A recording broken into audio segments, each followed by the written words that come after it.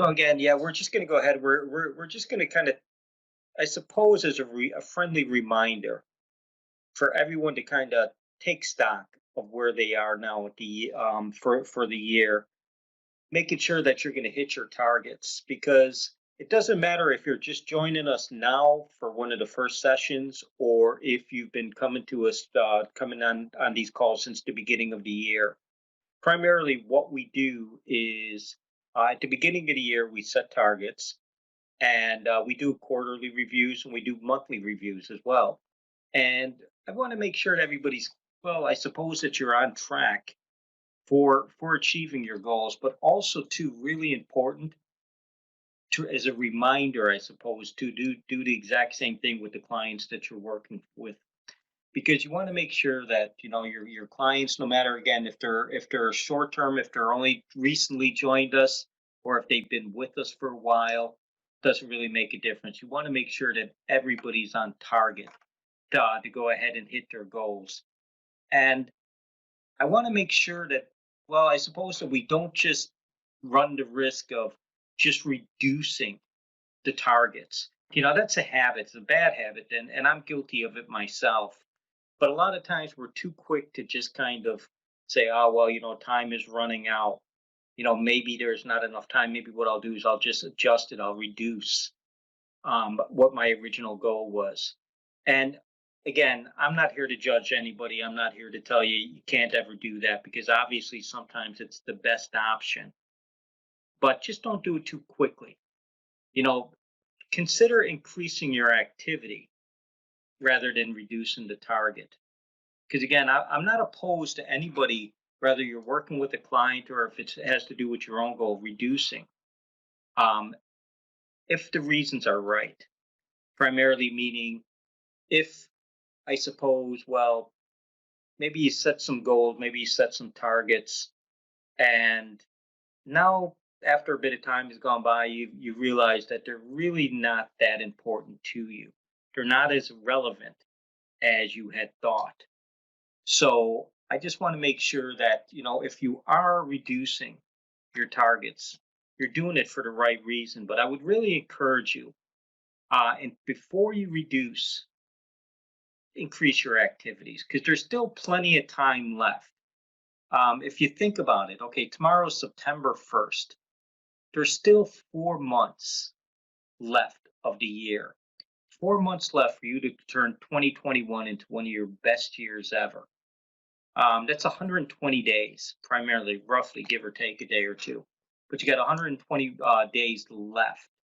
And if you really want to break it down, it works out to 2,880 hours. Or if you really want to be extreme, you break it down into the minutes 172,800 minutes remaining in 2021. And the reason I say this is it's very relevant to what's going to happen in today's lesson. But I suppose it's about not wasting time, trying to go ahead and really, try to control and direct your focus to the best of your ability. And I'm not saying always be, goal oriented at every single minute of every day, but just become very aware of time. You don't want to go ahead and just be wasting, time looking on Facebook, looking at Netflix, whatever the case may be, and putting off your goals. Um, you want to be very aware of the time that you have left, especially in this year. You know me, I'm a real big believer that when I set a target, when I set a goal, I don't always achieve them, but I do my best. I really do. And I know you're that way as well. And I want to instill this in you to really try to get that message to your clients as well. When they set a target, when they set a goal, give 110%. Be very aware of how much time is left. Don't waste time. Do your best. And again, I'm not saying that you have to succeed 100% of the time. It's not about that. This is no way, shape, or form is this about perfection. It's about progress, that daily, consistent progress that's so relevant and so important to all of us. But so, how are we going to do it? How would you achieve your goals primarily with whatever time you have left this year? And again, if you're just getting started with us, if you didn't set targets at the beginning of the year, it's okay. Set targets now. You should be working with your consultant. Tomorrow is the first of the month. We always set targets with the clients we're working with the prospects, with the clients at the beginning of the month. So you'll be setting goals for where you want to be in all of those key areas, whether it be the relationships, whether it be your level of health and fitness, your personal growth, your finances. You're going to set goals. So how are you going to achieve the goals if you're feeling a bit under pressure, where possibly you don't think there's enough time left, maybe you slacked off, and it's okay. Trust me, I'm very guilty of it myself from time to time. But what we're going to do is we're going to learn about making marginal adjustments to the routines. And marginal adjustments, you would have heard me talk about this previously if you've been around, but primarily talking about the average, looking at what your average score on your dashboard or what the client's average score is, and making adjustments based on how much time is left. But what I want to do is I want to play a TED Talk today, and this is one of my favorite TED Talks. It's all about marginal adjustments to the routine, daily consistent action over a period of time that can result in amazing achievements. So what we're going to do is we're going to listen to the TED Talk, and then afterwards, as always, what we'll do is we'll take a look and we'll see how it applies to what we're doing. How can we implement it into the clients we're working with and into our own personal journey that we're on here? So I think you're going to enjoy this one. Some of you might have seen it before. I played it one time before, but I like it so much I wanted to do it again. But it's been quite a while. I don't think I've played it in the last 6 months or so. So what we'll do is we'll go through this, and then we'll have a discussion about it afterwards, and we'll see exactly how we can incorporate it into what we're doing here at OneSource, because that's what we always like to do. We always like to look at what other people are doing, other strategies, other techniques, other methods that individuals are using that are successful, and see how we can incorporate them into what we're doing, or to compare them to see, are there some common trends there? Things that they're doing that are very similar to what we're doing. And I suppose just give us a bit of encouragement and just kind of, improve our belief that we're on the right track here, which I know we all are, and we do, but still, all the same, I just like to go ahead whenever I see an opportunity to see somebody doing something that's effective, that is working for that individual, and it applies to what we're doing here. I'd like to go ahead and do a quick comparison. So look, I hope you guys are going to enjoy this. Any problems with the sound or anything, let me know. But I think it should be fine. Then we'll get together after and we will have a discussion. By show of hands, how many of you believe you could replicate this image of Brad Pitt with just a pencil and piece of paper? Well, I'm going to show you how to do this. And in so doing, I'm going to give you the skill necessary to become a world-class artist. And it shouldn't take more than about 15 seconds. But before I do that, how many of you believe you could replicate this image of a solid gray square? Every one of us. And if you can make one gray square, you can make 2, 3, 9. Truth of the matter is, if you could make just one gray square, it'd be very difficult to argue that you couldn't make every gray square necessary to replicate the image in its entirety. And there you have it. I've just given you the skill necessary to become a world-class artist. I know what you're thinking. That's not real art. Certainly wouldn't make me a world-class artist. So let me introduce you to Chuck Close. He's one of the highest earning artists in the entire world for decades, and he creates his art using this exact technique. You see, what stands between us and achieving even our most ambitious dreams has far less to do with possessing some magical skill or talent, and far more to do with how we approach problems and make decisions to solve them. And because of the continuous and compounding nature of all those millions of decisions that we face on a regular basis, even a marginal improvement in our process can have a huge impact on our end results. And I'll prove this to you by taking a look at the career of Novak Djokovic. Back in 2004, when he first became a professional tennis player, he was ranked 680th in the world. It wasn't until the end of his third year that he jumped up to be ranked third in the world. He went from making $250,000 a year to $5 million a year in prize money alone, and of course he did this by winning more matches. In 2011, he became the #1 ranked men's tennis player in the world, started earning an average of $14 million a year in prize money alone, and winning a dominating 90% of his matches.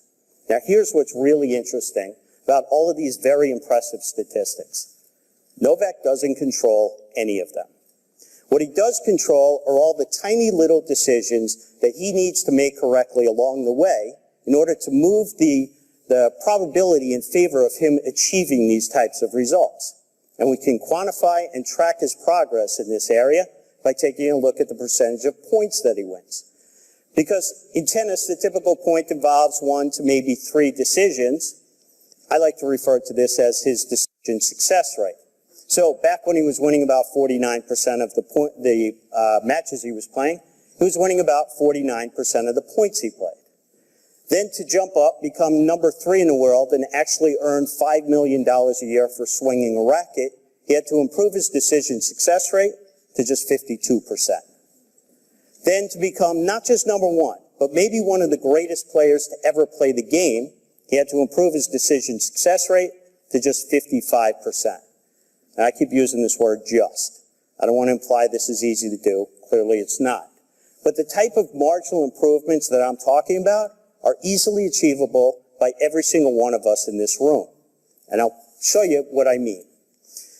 From kindergarten all the way through to my high school graduation, yes, that's high school graduation for me, every one of my report cards basically said the same thing. Stephen's a very bright young boy. If only he would just settle down and focus. What they didn't realize was I wanted that even more than they wanted it for me. I just couldn't. And so from kindergarten straight through the second year of college, I was a really consistent C minus student. But then going into my junior year, I'd had enough. I thought, I want to make a change. I'm going to make a marginal adjustment. And I'm going to stop being a spectator in my decision-making and start becoming an active participant. And so that year, instead of pretending again that I would suddenly be able to settle down and focus on things for more than 5 or 10 minutes at a time, I decided to assume I wouldn't. And so if I wanted to achieve the type of outcome that I desired, doing well in school, I was going to actually have to change my approach. And so I made a marginal adjustment. If I would get an assignment, let's say read 5 chapters in a book, I wouldn't think of it as 5 chapters. I wouldn't even think of it as 1 chapter. I would break it down into these tasks that I could achieve that would require me to focus for just 5 or 10 minutes at a time. So maybe 3 or 4 paragraphs, that's it. I would do that. When I was done with those 5 or 10 minutes, I would get up. I'd go shoot some hoops, do a little drawing, maybe play video games for a few minutes. And then I'd come back. Not necessarily to the same assignment, not even necessarily to the same subject, but just to another task that required just 5 to 10 minutes of my attention. From that point forward, all the way through to graduation, I was a straight A student. Dean's List, President's Honor Roll, every semester. I then went on to one of the top graduate programs in the world for finance and economics. Same approach, same results. So then I graduate. I start my career and I'm thinking, this worked really well for me. You know, you take these big concepts, these complex ideas, these big assignments, you break them down to much more manageable tasks. And then along the way, you make a marginal improvement to the process, you nudge the odds of success in your favor. I'm going to try and do this in my career. So I did. I started out as an exotic derivatives trader at Credit Suisse. It then led me to be global head of currency option trading for Bank of America, global head of emerging markets for AIG International. It helped me deliver top-tier returns as a global macro hedge fund manager for 12 years and to become founder and CIO of 2 award-winning hedge funds. So it gets to 2001. And I'm thinking, this whole idea, it worked really well in school. It's been serving me well as a professional. Why aren't I applying this in my personal life? It's all those big, ambitious goals I have for myself. So one day, I'm walking to work, and at the time, my commute was a walk from one end of Hyde Park to the other in London. It took me about 45 minutes each way. Hour and a half a day, 7.5 hours a week, 30 hours a month, 360 hours a year when I was awake, aware, basically wasting time, listening to music on my iPod. So on my way home from work that day, I stopped at the store. I picked up the first 33 CDs in the Pimsleur German language program, ripped them and put them onto my iPod. But I didn't stop there. Because the truth of the matter is, I'm an undisciplined person. And I knew that at some point, I'd switch away from the language and go back to the music. So I removed that temptation by removing all of the music. It left me with just one option: listen to the language tapes. So 10 months later, I'd listened to all 99 CDs in the German language program, listened to each one 3 times each. And I went to Berlin for a 16-day intensive German course. When I was done, I invited my wife and kids to meet me.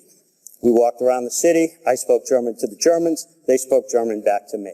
My kids were amazed. I mean, I couldn't close their jaws. But you and I, we know there's actually nothing amazing about what I just done. I made this marginal adjustment to my daily routine, this marginal adjustment to my process. Und jetzt, ich spreche ein bisschen Deutsch. And now I could speak some German. And so in that moment, I'm thinking, it's not supposed to be this easy for a guy like me, an old guy, to learn a new language. You're supposed to have to do that when you're a kid. And yet here I had done it, this marginal adjustment. So what other big, ambitious goals I've been holding on to, putting off until retirement, that I could potentially achieve if I just made a marginal adjustment to my routine? So I started doing it. I earned my auto racing license. I learned how to fly a helicopter, did rock climbing, skydiving, and learned how to fly planes aerobatically. Well, if you're like me, back in 2007, you might have the same goal I had. I was just moving back from London. I was about 25 pounds overweight and out of shape, and I wanted to rectify that. So I could go the typical route. You know, I could write a check to a gym I'd never go to, or I could swear to myself that I will never again eat those foods that I love but are doing all the damage. And I knew that going that route rarely results in the outcome you desire. So I decided to become an active participant. And I thought about the habits and passions that I've developed over the course of my life, and I thought, can I make just a marginal adjustment to them so that they work in my favor as opposed to against me? And so I did. I've got this habit where I've been walking an hour and a half a day for the last 7 years. And I've got this passion for being in the outdoors. And so that year, I didn't actually set the New Year's resolution to lose 25 pounds. I set a resolution to hike all 33 trails in the front country of Santa Barbara's mountains. And I'd never been on a hike before in my life. But the truth of the matter is, it's not about the 33 trails. You have to break this big, ambitious goal down into these more manageable decisions, the types of decisions that need to be made correctly along the way in order to improve the odds of achieving the type of outcome you desire. It's not about even one trail. It's about those tiny little decisions, you know, like when you're sitting at your desk, putting in just a little extra time at the end of a day, or you're lying on your couch and you're clicking through the channels on your remote control or scrolling through your Facebook feed. And in that moment, make the decision to put it down. You go put on your hiking clothes. You go walk outside your front door and you shut it behind you. You walk to your car, you get in your car and you drive to the trailhead. You get out of the car at the trailhead and you take 1 step. You take 2 steps, 3 steps. Every one of those steps that I've just described is a tiny little decision that needs to be made correctly along the way in order to achieve the ultimate outcome. Now, when I say I want to hike 33 trails in the front country, people think about the decisions at the top of the mountain. That's not what it's about. Because if you don't make the right decision when you're on the couch, there is no decision that occurs at the top of the mountain. So by the end of the year, I had hiked all 33 trails in the front country. I did them a couple of times each. I even did a few in the backcountry. I lost the 25 pounds, and I capped the year off by doing the hardest half marathon in the world, the Pier to Peak. In 2009, I got really ambitious.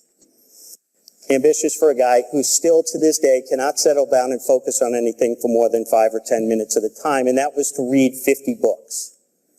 But again, it's not about reading 50 books. It's not even about reading one book. It's not about reading a chapter, a paragraph, a sentence. It's about that decision when you're sitting at your desk at the end of the day, or when you're lying on the couch, or flicking through your Facebook feed, and you put down the phone. You pick up a book and you read one word. If you read one word, you'll read 2 words, 3 words. You'll read a sentence, a paragraph, a page, a chapter, a book. You'll read 10 books, 30 books, 50 books. In 2012, I got really ambitious. I set 24 New Year's resolutions. 12 of them were what I call giving resolutions, where I did 12 charitable things that didn't involve writing a check. But it's not without its failures. I tried to donate blood and they rejected me because I'd lived in the UK. I tried to donate my sperm, they rejected me because I was too old. I tried to donate my hair, and it turns out nobody wants gray hair. So here I was trying to do something to make myself feel good, and it was having the opposite effect. So anyway, I've also had these 12 learning resolutions to learn 12 new skills. And when I was done with unicycling, parkour, slacklining, jumping stilts, and drumming, my wife suggested I learn how to knit. And I'll be honest, I wasn't all that passionate about knitting. But one day I'm sitting under this 40-foot tall eucalyptus tree that's 2.6 miles up the Cold Spring Trail in Santa Barbara, and I'm thinking, that tree would look really cool if it were covered in yarn. And so I went home and I Googled this, and it turns out this is a thing people do. It's called yarn bombing. You wrap these public structures with yarn.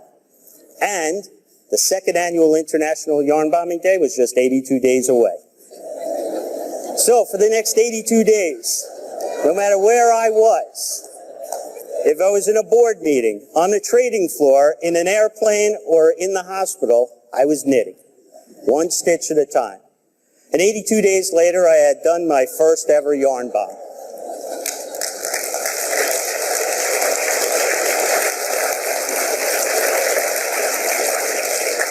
And the response to it blew me away.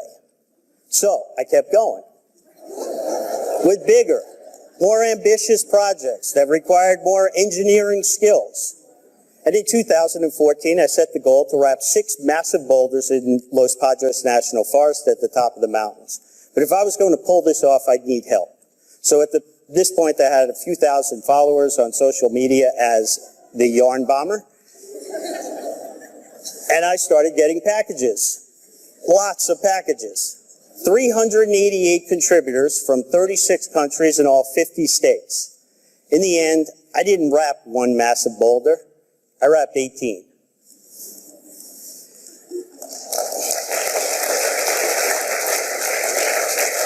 So I kept going with bigger, more ambitious projects that would require me to work with new materials like fiberglass and wood and metals, which culminates in a project that is currently at TMC here in Tucson, where I wrapped the Children's Hospital. Along the way, I stopped knitting. I never really liked it. But I like crocheting. So I started making these 7-inch granny squares, because that's the standard granny square. And I thought along the way, why am I stopping at 7 inches? I need big stuff. So I started making bigger granny squares. And one day I come home from a business trip and I've got this really large granny. And I went to the website of Guinness. I was curious, what's the world's largest granny square? And it turns out there's no category for it. So I applied. And they rejected me. So I appealed. And they rejected me. I appealed again, and they said, fine. If you make it 10 meters by 10 meters, we'll create a new category, and you will be a Guinness World Record holder. So, for the next 2 years, 7 months, 17 days, 1 stitch at a time, I finally reached more than 500,000 stitches, incorporated more than 30 miles of yarn, and I am now the official Guinness World Record holder for the largest crochet granny square.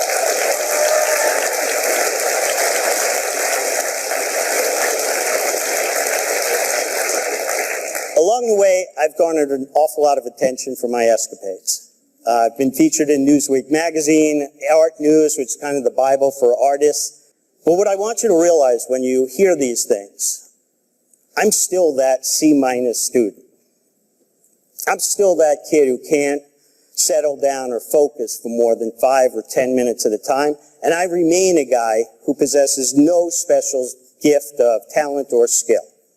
All I do is take really big, ambitious projects that people seem to marvel at, break them down to their simplest form, and then just make marginal improvements along the way to improve my odds of achieving them.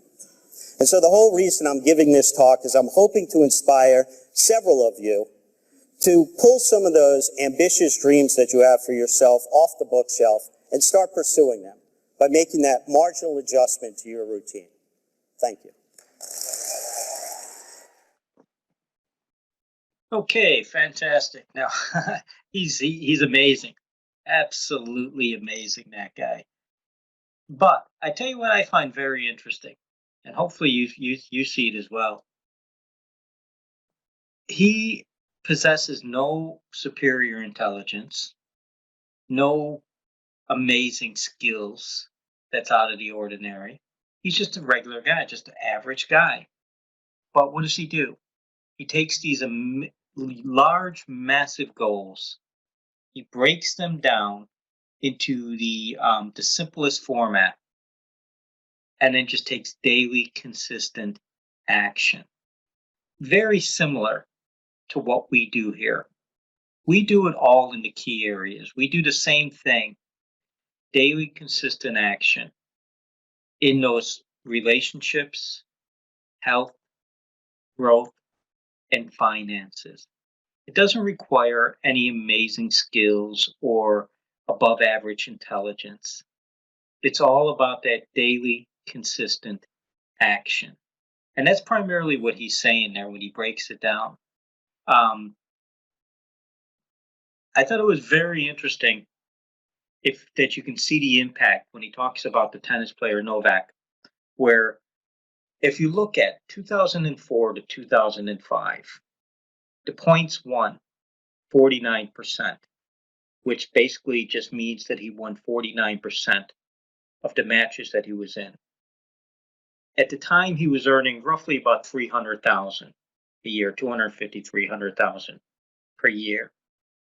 But just through consistent improvement, microscopic improvement, like we talk about all the time here with our system, you don't have to make massive improvements in short periods of time. What you have to do is consistent improvement on a consistent basis over a period of time.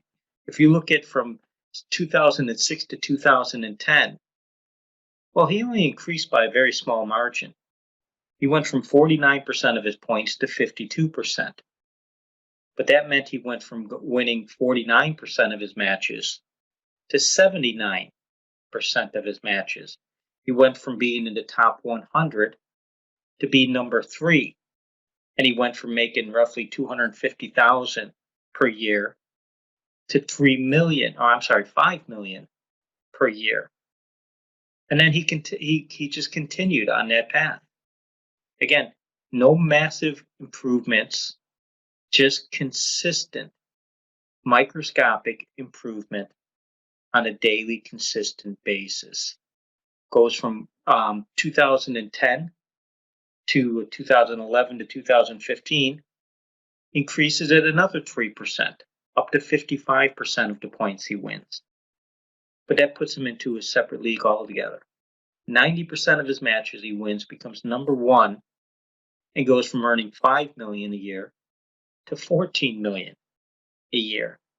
Like when you break it down and look at it like that, it's very similar to what we do. I know the numbers are completely different, and we're not talking about being world champions or anything like that. But primarily, it's the same concept. If you look at your dashboard, if you're working with clients, that what you want to be focused on is that consistent improvement. Doesn't have to be massive change. It just has to be consistent over a period of time. And you can have the same type of results in your relationships, your health, your growth, your finances, whatever you choose to apply it to. And that's the message I hope you really take away from all of this. Again, he's a unique individual, no question about it. But he doesn't possess anything that you or I don't possess. No higher level of intelligence or skill or anything of that nature. Just persistence. And primarily what he does is he breaks things down to the simplest form. Small changes eventually add up to huge results if it's done consistently.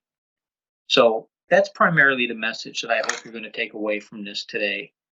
And if you break down his formula, and this is what I would like you guys to do today, and make sure that you do this with the clients that you're working with. Look at those goals.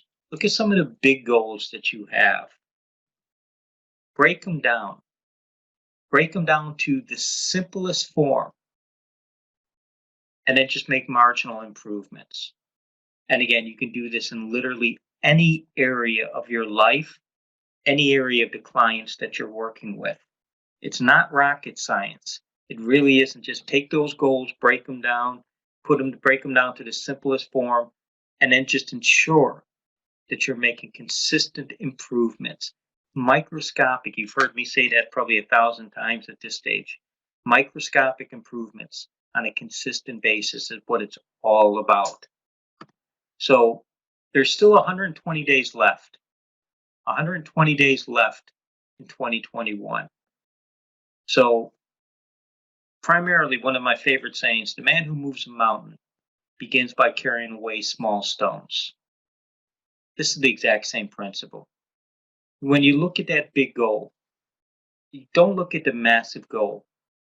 Look at the small stones that need to be moved. And take some time. What I would like you to really do is, if you could this evening, tomorrow's the 1st of the month, September 1st. Take some time and take a look at your goals. And again, if you've been doing this from the beginning of the year, go back and take a look at some of those goals that you set, see where you're at. If you're relatively new, doesn't matter. Set some goals. Take time to go ahead and think about what are you going to do over the next 120 days, the next 4 months. What goals would you like to go ahead and set for yourself? And break it down. Take a look at your relationship goals. And again, it doesn't just have to be your romantic relationships. It could be with your family, your friends, your coworkers, your creator, whoever the case may be. But break it down. Take a look at those goals.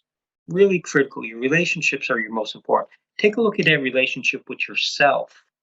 What goals would you like to do specifically for yourself? Take a look at those health goals. And again, 120 days, you can do a lot. You can lose weight, you can firm up, you can get healthier, you can increase your energy. But break it down. Break it down into the simplest form. Go ahead, break it down into the simplest form, and then just monitor it. Take those daily consistent actions and ensure you do them each and every day. And again, I know you know this, but make sure you do this with the clients that you're working with as well. What about your area of growth? This is an area that gets overlooked so often. But are you really growing to the level that you would like to? Like when you first got involved with us, what are some of the goals that you put down? Are you there? If not, you know what to do. Break them down, put them in their simplest form, and start taking those daily consistent actions to achieve them. And of course, don't leave out the finances. Finances are always going to be the key to making sure that all the other areas you're able to produce what you need to in all those other areas. Because if your finances are out of whack, you know yourself what's going to happen there. it's going to affect each and every other area. So take time. You still got 120 days. Do it tonight if you can. Make sure you do it with your clients. Make sure you do it with your prospects. And if your consultant who you're working with isn't here right now, make sure that they do it with you and you share it with them. You can feel free to share it with me as well. I always, yourself, I always love when people send me their goals and their strategies of what they're planning on doing. So if you need to send it to somebody, send it to me. But your first point should always be your consultant, whoever you're working with. But again, there's still plenty of time, but don't waste time. I like the way he put things as far as, looking at Facebook, wasting those small, precious minutes on useless things. Like, what could you be doing when you're out for when you're commuting to work? What can you be doing when you're out for a walk? What can you be doing in the evening time instead of sitting in front of the TV? Again, we all work hard. I get that. We all need time to just de-stress and chill out. I'm all for that, trust me. But just be very aware. Be very aware of how much time that you're actually wasting on it. What else could you be doing? Look at what he's just done. And it started out on his commute, that daily walk going from Hyde Park from one end to the other, his commute to work. Learned to speak German. And then again, he just kept it going, kept it going, kept it going. And again, a man with no level of intelligence higher than yours or mine. But again, that persistence, being aware, doing it consistently. That's what it's all about. And you can do the exact same thing with our system. You can do the exact same thing, map it out, track it, pay attention, be very focused, be very aware of those actions you're taking, and do it consistently. So other than that, guys, as always, questions, comments, concerns, I'm going to be around for about a half an hour after this. I'm going to go ahead, I'll get this edited and I'll get it uploaded to the membership site. So anybody who couldn't make it, if you're working with anybody and they couldn't make it tonight, no problem. Let them know it's going to be on the membership site tomorrow, or feel free to go ahead and send them the link, but I'll have it done by first thing in the morning. Other than that, if you need me, I'm around for a good half hour, 40 minutes still. Drop me a message, drop me a WhatsApp, give me a call, email, whatever you need to do. But other than that, we will wrap it up. And I hope everybody has a great rest of the evening. And we will see you all very soon. All right. Thanks, guys.